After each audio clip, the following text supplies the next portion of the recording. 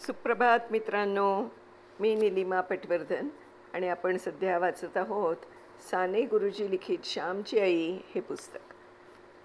आज आपण 8वी रात्र सुरू करत आहोत. शीर्षक आहे क्षमेविषयी प्रार्थना. बाहेर पिठूर चांदणं पडलं होतं. मंदिराच्या गच्चीवर सारी मंडळी बसली होती. दूरचा नदी प्रवाह चांदीच्या प्रवाहासारखा दिसत होता. नदीला विश्रांती माहीतच नाही. सारखं वाहणं तिला माहीत. तिची प्रार्थना, कर्ममय प्रार्थना, सारखी 24 तास सुरू असते. कर्म करीत असताना ती कधी गाणी गुणगुणते, कधी हसते, खेळते, कधी गंभीर होते, कधी रागाने लाल होते. नदी म्हणजे एक सुंदर आणि गंभीर असं गूढ आहे. श्याम त्या नदीकडे पाहत उभा होता. सृष्टी सौंदर्य श्यामला वेडे करीत असे. कधी रम्य सूर्यास्त पाहून जणू त्याची समाधी लागे आणि पुढील चरण त्याच्या तोंडातून बाहेर पडत. राहुनी गुप्त मागे करीतोसी जादूगारी, रचितोसी रंगलीला प्रभू तू महान चितारी. किती पाहू पाहू तृप्ती नरे बघून, शतभावनांनी हृदय येई उचंबळून. या वेळेसही त्याची अशीच समाधी लागली होती का? राम त्याच्याजवळ गेला आणि म्हणाला, श्याम, सारी मंडळी आली, प्रार्थनेला चल, सर्वजण वाट पाहत आहेत. हो, मी आपला पाहतच राहिलो, असं म्हणून श्यामनं त्याच्यासाठी असलेल्या जागेवर जाऊन तिथे बसला. तो प्रार्थना झाली आणि गोष्टीला सुरुवात झाली. मित्रांनो, प्रत्येक गोष्टीत संस्कृती भरलेली आहे. प्रत्येक जातीची विशिष्ट संस्कृती असते. सर्वांची मिळून राष्ट्रीय संस्कृती होत असते. प्रत्येक चालीरीतीत संस्कृतीचा सुगंध भरलेला आहे. तो ओळखला पाहिजे. आपल्या साऱ्या चालीरीतीत आपण लक्ष घातले पाहिजे. काही अनुपयुक्त चाली असतील त्या सोडून दिल्या पाहिजे, परंतु संस्कृतीचे संवर्धन करणाऱ्या चाली मरू देता कामा नये. आपल्या देशातील, आपल्या समाजातील प्रत्येक आचार म्हणजे एक शिकवण आहे. आमच्या घरी एक अशी पद्धत होती. रोज दुपारच्या मुख्य जेवणाच्या वेळी प्रत्येकाने श्लोक म्हणावयाचा. जेवताना श्लोक म्हटला नाही तर वडील रागे भरत. वडील आम्हाला श्लोकही सुंदर सुंदर शिकवित असत. मोरोपंत, वामन पंडित यांचे सुंदर श्लोक आणि कविता ते शिकवित असत. तशीच इतर स्तोत्रे, भूपाळ्या वगैरे शिकवीत. पहाट झाली की वडील येत, आम्हा सुठवीत, आमच्या अंथरुणावर बसत आणि आम्हाला भूपाळ्या आणि श्लोक वगैरे शिकवू लागत. आम्ही अंथरुणातच गोधड्या पांघरून बसत असू. माझ्या लहानपणी आमच्याकडे ब्लँकेट नव्हते. गोधडी, पासोडी किंवा आईची चौघडी हेच पांघरूण आणि अंथरूण असायचं. गणपतीची, गंगेची वगैरे भूपाळ्या वडील शिकवीत असत.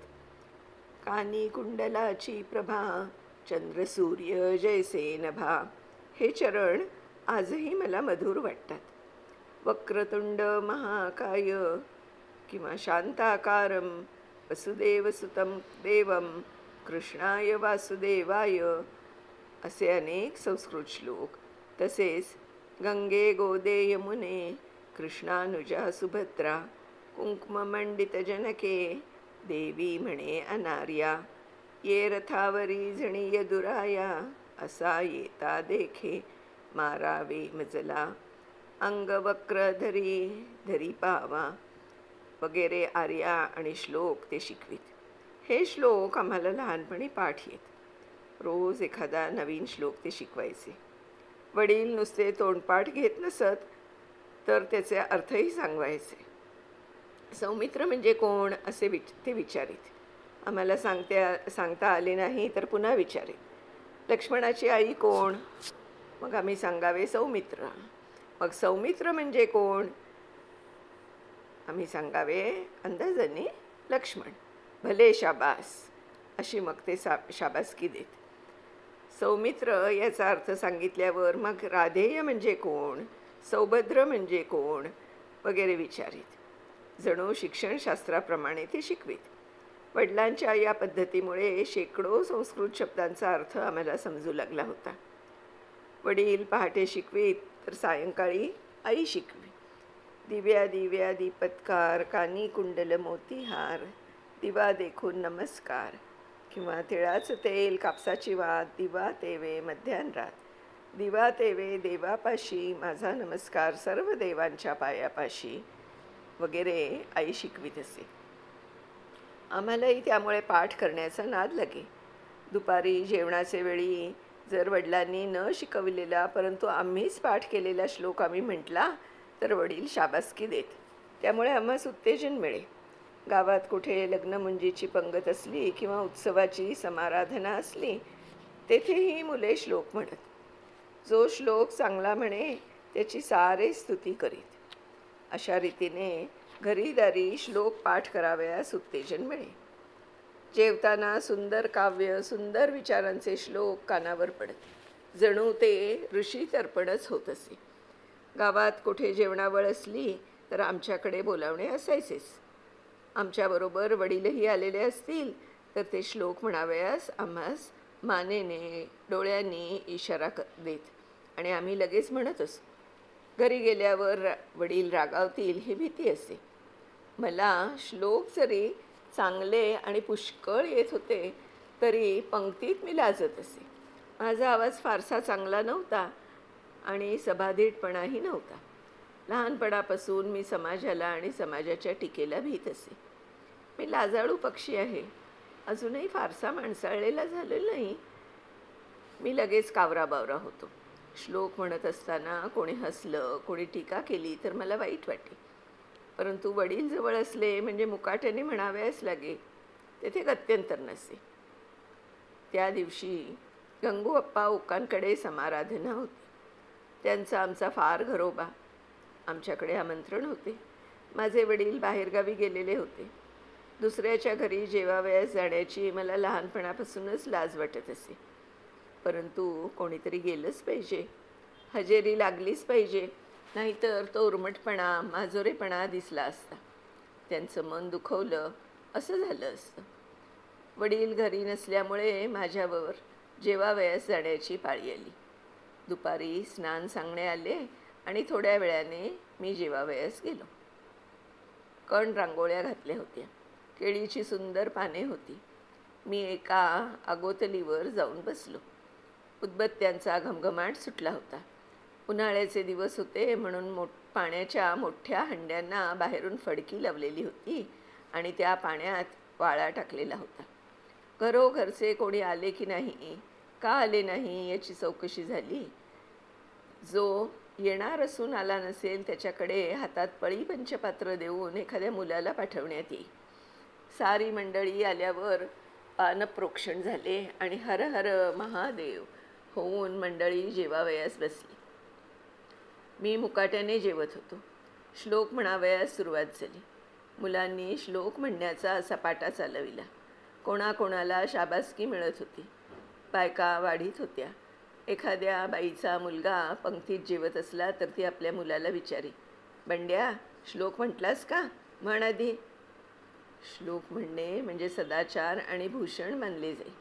श्याम श्लोक म्हणणारे, तुला तर कितीतरी चांगले येतात.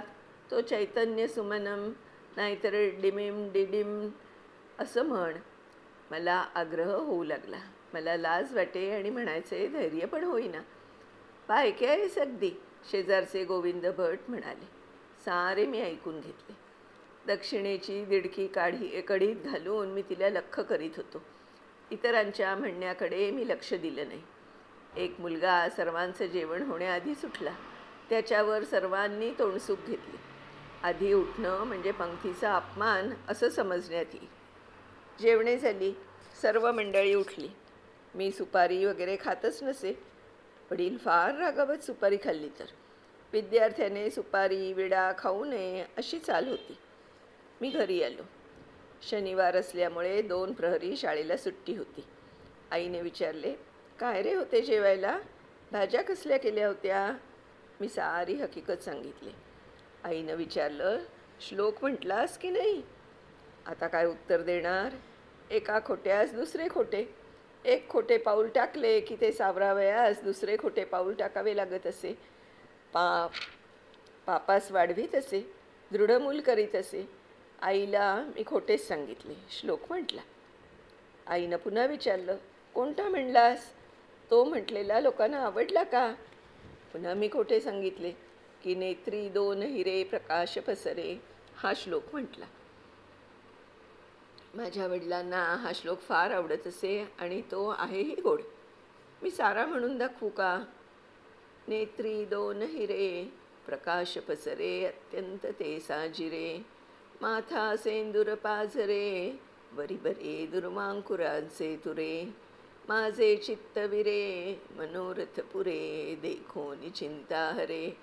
गोसावी सुत वासुदेव कविरे, त्या मोर याला स्मरे. मी आईला हे सारे खोटेच सांगत होतो. तो शेजारची मुलं आली. एकमेकांच्या खोड्या करावयाच्या, एकमेकांची उणी पाहावयाची, एकमेकास मार बसवायचा हा मुलांचा स्वभावच असतो. शेजारचे बंड्या बन्या वासू सारे आले आणि आईला म्हणाले, यशोदा काकू, तुमच्या श्यामने आज श्लोक नाही म्हटला. सारे त्याला म्हण म्हण असे सांगत होते, परंतु यांनी म्हटलाच नाही. श्यामनेच मला शिकवलेला भरुनी गगन ताटी शुद्ध नक्षत्र रत्ने, तो मी म्हटला आणि मला शाबासकी मिळाली, असे वासू म्हणाला. गोविंदा म्हणाला, असा येता देखे रथ निकट तो श्यामल हरी, हा मी म्हटला आणि नरसू अण्णांनी मला शाबासकी दिली. आई मला म्हणाली, श्याम, मला फसवलंस, खोटे बोललास, श्लोक म्हटला म्हणून मला सांगितलंस. वासू म्हणाला, श्याम, केव्हा रे म्हटलास? बन्या म्हणाला, अरे त्याने मनात म्हटला असेल, तो आपल्याला कसं ऐकू येईल? बंड्या म्हणाला, पण देवाने तर ऐकला असेल. मुले माझी थट्टा करीत निघून गेली. मुलं म्हणजे गावातील न्यायाधीशच असतात, कोणाचे काही लपू देणार नाहीत. गावातील सर्वांची बिंग सभाट्यावर आणणारी वर्तमानपत्रेच जणू ती. मला आई म्हणाली, श्याम, तू श्लोक म्हटला नाहीस ही एक चूक, खोटं बोललास ही तर फार भयंकर चूक. देवाच्या पाया पड आणि म्हण की मी पुन्हा असं खोटं बोलणार नाही.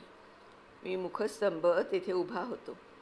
आई पुन्हा म्हणाली, जा, देवाच्या पाया पड, नाहीतर घरी येऊ देत, त्यांना सांगेन, मग मार बसेल, बोलणी खावी लागती. मी जागचा हल्लो नाही. मला वाटलं आई वडिलांना सांगणार नाही, ती विसरून जाईल. आजचा तिचा राग उद्या कमी होईल. आई पुन्हा म्हणाली, नाही ना ऐकत? बरं, मी आता बोलत नाही. वडील रात्रीसच परगावाहून आले होते. रोजच्याप्रमाणे ते पहाटे उठवावयाला आले. त्यांनी भोपाळ्या सांगितल्या, आम्ही म्हटल्या. वडिलांनी मला विचारले, श्याम, काल कोणता श्लोक म्हटलास? आई ताक करीत होती. तिची सावली भिंतीवर नाचत होती. उभं राहून ताक करावं लागे. मोठा डेरा होता, माथ्यासुद्धा मोठा होता. आईने एकदम ताक करावयाचे थांबवले आणि ती म्हणाली, श्यामने काल श्लोक म्हटला नाही. मला मात्र खोटेच येऊन सांगितले की म्हटला, परंतु शेजारच्या मुलांनी सारी खरी हकीकत सांगितली. मी त्याला सांगत होते की देवाच्या पाया पड आणि पुन्हा खोटं बोलणार नाही असे म्हण, परंतु किती सांगितले तरी ऐकेच ना. वडिलांनी ऐकलं आणि रागाने म्हटलं, होय का रे, उठ, उठतोस की नाही? त्या भिंतीजवळ उभा राहा. श्लोक म्हटलास का काल? वडिलांचा राग पाहून मी घाबरलो. मी रडत रडत म्हटलं, नाही म्हटला. मग खोटं का सांगितलंस? 100दा तुला सांगितलं आहे की खोटं बोलू नये म्हणून. वडिलांचा राग आणि आवाज वाढत होता. मी कापत कापत म्हटलं, आता नाही पुन्हा खोटं बोलणार.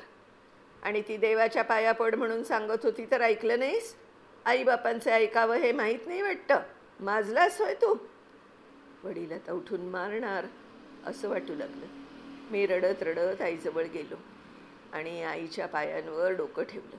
माझे कडत कडत अश्रू तिच्या पायांवर पडले. आई, मी चुकलो, मला क्षमा कर, असं मी म्हटलं. आईच्याने बोलवे ना. ती वात्सल्यमूर्ती होती. विरघळलेल्या ढेकळाप्रमाणे माझी स्थिती झालेली पाहून तिला वाईट वाटलं, परंतु स्वतःच्या भावना आवरून ती म्हणाली, देवाच्या पाया पड, पुन्हा खोटं बोलण्याची बुद्धी देऊ नकोस असं त्याला प्रार्थून सांग. मी देवाजवळ उभा राहिलो. स्पुंदत देवाला प्रार्थून लोटांगण घातले. नंतर मी पुन्हा भिंतीजवळ जाऊन उभा राहिलो. वडिलांचा राग मावळला होता. ये इकडे, असं ते मला म्हणाले. मी त्यांच्याजवळ गेलो. त्यांनी मला जवळ घेतलं, पाठीवरून हात फिरवला आणि ते म्हणाले, जा आता, शाळा आहे ना? मी म्हटलं, आज रविवार, आज सुट्टी आहे. वडील म्हणाले, मग जरा नीज हवा तर. का शेतावर येतोस माझ्याबरोबर? पत्रावळींना पाने पण आणू. मी होय म्हटलं. वडिलांचा स्वभाव मोठा हुशार होता. त्यांनी एकदम सारं वातावरण बदललं. रागाचे ढंग गेले आणि प्रेमाचा प्रकाश पसरला. जसं काही झालंच नाही. आम्ही बापलेक शेतावर गेलो. माझी आई मूर्तिमंत प्रेम होती, तरी वेळ प्रसंगी ती कठोर होत असे. तिच्या कठोरपणातच खरं प्रेम होतं, खरी माया होती. कधी कठोर प्रेमाने तर कधी गोड प्रेमाने आई या श्यामला आणि आम्हा सर्वांनाच वागवीत होती. कधी ती प्रेमाने थोपटी तर कधी रागाने धोपटी. दोन्ही प्रकारांनी ती मला आकार देत होती. ह्या भेडब व ऐदी गोळ्याला रूप देत होती. थंडी आणि ऊब दोन्हींना विकास होतो. दिवस आणि रात्र दोन्हींमुळे वाढते. सारखाच प्रकाश असेल तर नाश. म्हणून एका कवितेत म्हटलं आहे, करुणी माता अनुराग राग, विकासवी बाळ मना विभाग, फुले तरुसे उनी उष्ण शीत, जगी असे हीच विकास रीत. तर अशी ही 8वी रात्र मंडळी श्यामच्या गोष्टीतली. आणि किती छान त्यांनी सांगितलं आहे की आपण कधी खोटं बोलू नये आणि खोटं कधी आपल्याला बोलावंसं वाटलं तरी तसं करू नये. आपले आईवडील आपल्यासाठी जे सांगतात ते चांगलंच असतं. तर खूप छान शिकवण देते श्यामची आई त्याला. तर आता पुढच्या उद्याच्या भागामध्ये आणखीन काय शिकवण आहे श्यामच्या आईची ते बघूया. तोपर्यंत नमस्कार.